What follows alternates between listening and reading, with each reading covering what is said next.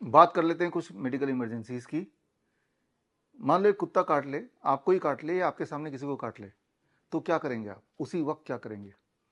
दर्द भी हो रहा है, खून भी बह रहा है, तो आपके दिमाग में ये डाला गया है, भूसा डाला गया है कि भाई वैक्सीन लगाओ, डॉक्टर के पास ले जाओ, इंजेक्शन लगाओ। लेकिन क्या उससे कोई फायदा होगा? फायदा नहीं होगा, ये तो श्योर है, नुकसान जरूर हो जाएगा। एक तो ले जाते वक्त अगर उस कुत्ते के काटने की वजह से कोई वायरस बॉडी में एंटर कर ही गया है, तो वो तो अपने ट्रेवल कर रहा है, it is going towards the head, पूरे सर्कुलेशन में ट्रेवल कर रहा है उसी वक्त। और दूसरा, वैक्सीन लगाने से अगर उसके मरने के चांसेस अदरवाइज नहीं थे, लेकिन वैक्सीन इंड्यूस्ड डेथ भी हो सकती है या हो जाती है। इस बात के सारे एविडेंसेस मैं कई बार देता आया हूँ। मेरी किताब medical superstitions, vaccines for dog bite etcetera, ये किताब अगर आप पढ़ लेंगे तो आपको पता चली जाएगा। तो जो प्रचलित है ज़रूरी नहीं कि वो सेफ हो, जो प्रचलित है ज़रूरी नहीं कि वो साइंटिफिक हो। उसके अगर साइंटिफिक अगर होगा तो उसके एविडेंसेस भी होंगे। जबकि एविडेंसेस ये हैं कि कुत्ते के काटने के बाद वैक्सीन अगर लगाते हैं तो उस इंसान के मरने के चांसेस, आप सही सुन रहे हो, उस इंसान के मरने के चांसेस और बढ़ जाते हैं। तो ऐसे में आप क्या करेंगे, ये जानते हुए कि हॉस्पिटल ले जाएंगे या डॉक्टर पास ले जाएंगे तो हालत और गंभीर हो ही जानी है, हो ही जाती है। ऐसे सबूत ढेरों हैं, ढेरों सबूत हैं। क्या करेंगे आप?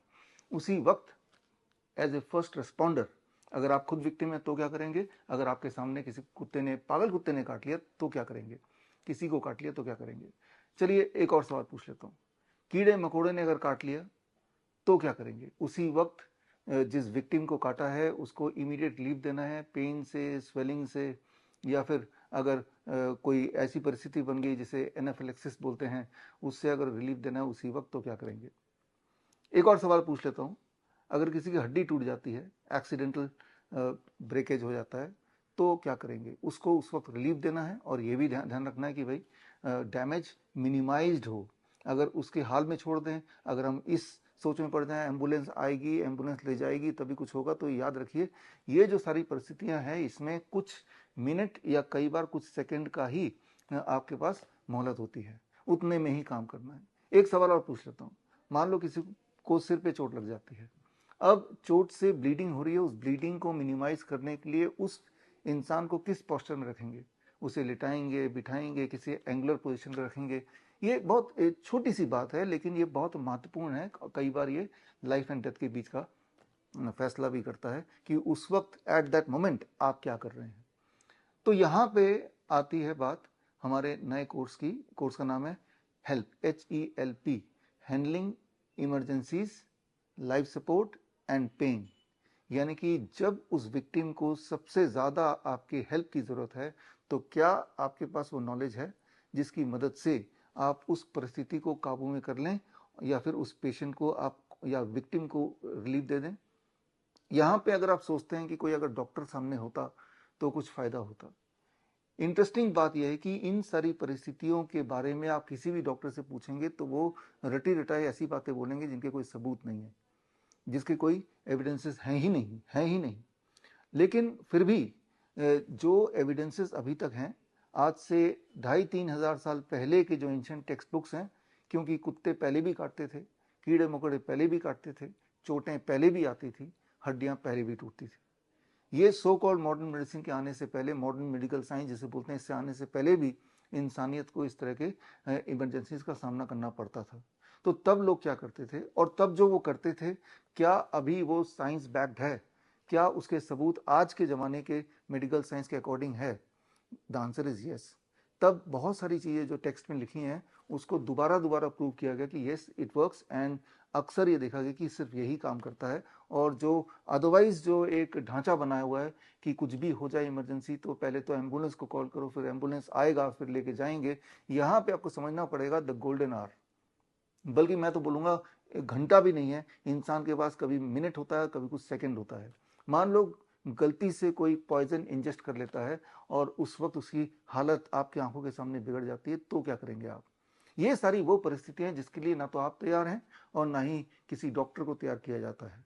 अगर आपको लगता है कि कोई डॉक्टर है, उसको इन सारे बातों में उसी वक्त क्या करना उसको पता है और वो कुछ ना कुछ करेगा जिससे उस विक्टिम के बचने के चांसेस या रिलीफ मिलने के चांसेस बढ़ जाएंगे, तो जो सवाल मैंने आपसे पूछे, आप अपने किसी चहेते डॉक्टर से पूछ के देखिए कि ये सारी परिस्थितियां हैं और आपकी आंखों के सामने हो रहा है और उस वक्त कैसे आप उस विक्टिम को रिलीफ पहुंचाएं। रिलीफ का मतलब कि उस वक्त वो जो पेन से गुजर रहा है वो पेन थोड़ा घट जाए और जो डैमेज होने वाला था वो डैमेज भी मिनिमाइज हो जाए। तो ऐसे अधिकतर परिस्थितियों में इवन बड़े से बड़े सो कॉल्ड डॉक्टर्स के भी हाथ पैर फूल जाते हैं। वो तो बोलेगा एम्बुलेंस आएगी, एम्बुलेंस आएगी, उस विक्टिम को उठा के लेके जाएगी।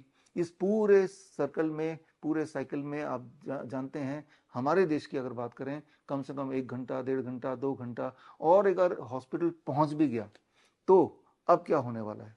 क्या वही होने वाला है जिससे उस विक्टिम को बचाने की संभावना वो बढ़ जाए? The answer is no.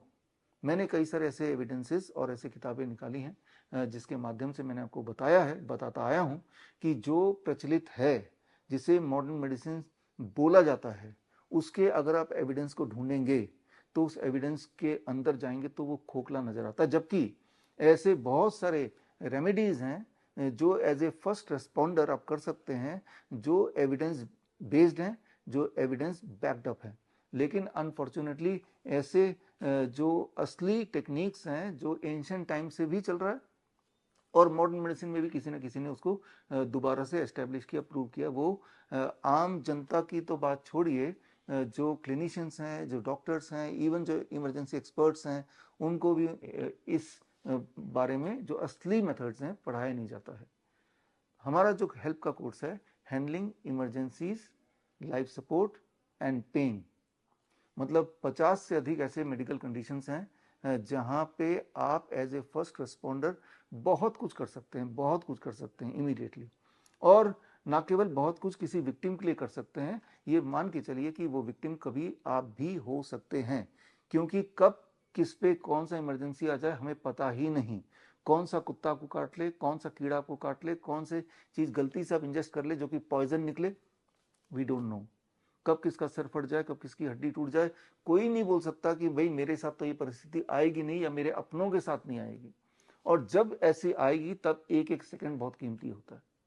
और अच्छी बात यह है कि आप उसकी तैयारी कर सकते हैं ताकि भविष्य में अगर ऐसा कोई सिचुएशन आती है तो आप उपयोगी साबित हों, किसी और के लिए भी और खुद के लिए भी। तो ये हमारा 1 मंथ ऑनलाइन ट्रेनिंग प्रोग्राम है, ऑनलाइन 1 महीने का, जहां हर हफ्ते 2 घंटे की क्लासेस होंगे एंड 3 दिन का हैंड्स ऑन ऑफलाइन ट्रेनिंग। मतलब 3 दिन आप मेरे साथ और हमारे जो मेडिकल एक्सपर्ट की टीम है के साथ रहेंगे और 50 से अधिक मेडिकल कंडीशंस में या इमरजेंसी कंडीशंस में या पेन मैनेजमेंट के कॉन्टेक्स्ट में क्या कर सकते हैं उसी वक्त विद लिमिटेड रिसोर्सेस। सड़क में अगर आप देखते हैं कोई बेहोश पड़ा हुआ है फॉर एग्जाम्पल, अब बेहोश क्यों पड़ा है, वो फेंट क्यों है, पहले तो ये पता चलना, वो भी 1 मिनट के अंदर ही, और फिर हम इमीडिएटली कैसे रिलीफ दें ताकि वो होश में आ जाए और उसका नुकसान मिनिमाइज्ड हो जाए। तो ये सारी बहुत इंपॉर्टेंट बातें हैं और ये सारा कुछ सीखना बहुत आसान है। इसे हम बोलते हैं इंटीग्रेटेड मेडिसिन इन इमरजेंसीज, यानी कि अलग अलग तरह की जो पद्धतियां हैं, चाहे वो आयुर्वेद की बात कर लें, चाहे वो एक्यूप्रेशर की बात कर लें, चाहे वो मॉडर्न मेडिकल साइंस की ही बात कर लें, या फिर फिजियोथेरेपी की जो साइंस है उसकी बात करें, इनके कॉम्बिनेशन से हम ऐसा एक प्रोटोकॉल बना सकते हैं। बल्कि हमारे हेल्प के कोर्स में ऐसा प्रोटोकॉल है जिस प्रोटोकॉल को सीखना बड़ा आसान है और सीखने के बाद इम्प्लीमेंट करना और भी आसान है। यानी कि आप हमेशा कॉन्फिडेंट फील करेंगे। और ऐसा कभी अगर भगवान ना करे आपके सामने कोई ऐसा विक्टिम आ जाए कि जब वो बेहोश पड़ा हुआ है, खून से लथपथ है, तब जबकि सब या तो भीड़ बन जाते हैं या ज़्यादा ज़्यादा वीडियोग्राफी करने लग जाते हैं और उनमें से कोई एक आध एम्बुलेंस को फ़ोन भी कर देता है। लेकिन वो जो समय है, वो जो गोल्डन आवर है, वो समय में एक्शन का समय है, सही तरह का एविडेंस बेस्ड एक्शन, एक ऐसा एक्शन जिसमें इमीडिएट रिजल्ट मिलता हो, इमीडिएट रिजल्ट दिखता हो। So that is our help course, handling emergencies, life support and pain, HELP। ये 1 महीने का ऑनलाइन प्लस 3 दिन का ऑफलाइन। ऑफलाइन हमारे डॉक्टर BRC मेडिकल एकेडमी में 3 दिन आपको रहना पड़ेगा हमारे साथ, और उन जो आप सीखेंगे उसका हैंड्स ऑन ट्रेनिंग होगा ताकि एन मौके पे जब जरूरत पड़े सबसे ज़्यादा, तब आप किसी की हेल्प कर पाएँ, किसी की मदद कर पाएँ। और ये कोर्स सक्सेसफुली करने के बाद श्रीधर यूनिवर्सिटी से आपको एक सर्टिफिकेट मिलेगा, और हेल्प का certificate, that is emergency as a emergency practitioner. खास तौर पे अगर आप कोई डॉक्टर हैं, क्लिनिशियन हैं, डाइटिशियन हैं, लाइफ कोच है, तो लोगों का आपसे एक्सपेक्टेशन थोड़ी और बढ़ जाती है। ऐसे परिस्थिति में जब कोई एक्चुअल इमरजेंसी हो और अगर लोगों को पता है कि आप हेल्थ के फील्ड में हैं, तो आपकी रिस्पॉन्सिबिलिटी भी बाकियों से थोड़ी ज़्यादा हो ही जाती है।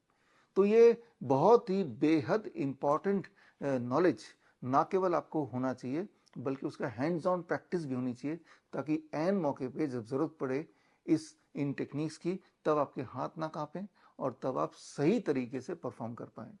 तो ये हेल्प सर्टिफिकेशन कोर्स जुलाई महीने से शुरू हो रहा है और इस कोर्स में रजिस्टर करने के लिए आप जाएं www.bishrup.com/help में HELP और जाके अपने आप को रजिस्टर करा सकते हैं।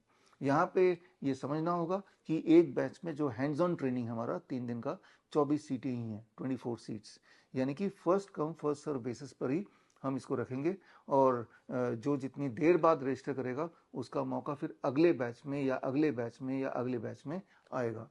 इसीलिए ज़रूरत है कि आप किसी की हेल्प कर पाएँ, तो उसके लिए प्रायोरिटी पे अगर आप चाहते हैं कि ऐसे मौके पे आप किसी के काम आए, किसी को रिलीफ दे पाएँ, किसी की ज़िंदगी बचा पाएँ, तो ज़रूर इस हेल्प को अपने ज़िंदगी में शामिल करें और इसमें आप देखेंगे कि बड़ी से बड़ी दिखने वाली मेडिकल इमरजेंसीज में भी आसान से आसान तरीके से with very very limited resources आप किसी को कुछ मिनट में और कई बार कुछ सेकंड में इमीडिएट रिलीफ दे सकते हैं और ये जो आपका रिलीफ है वो किसी की जान बचा सकता है।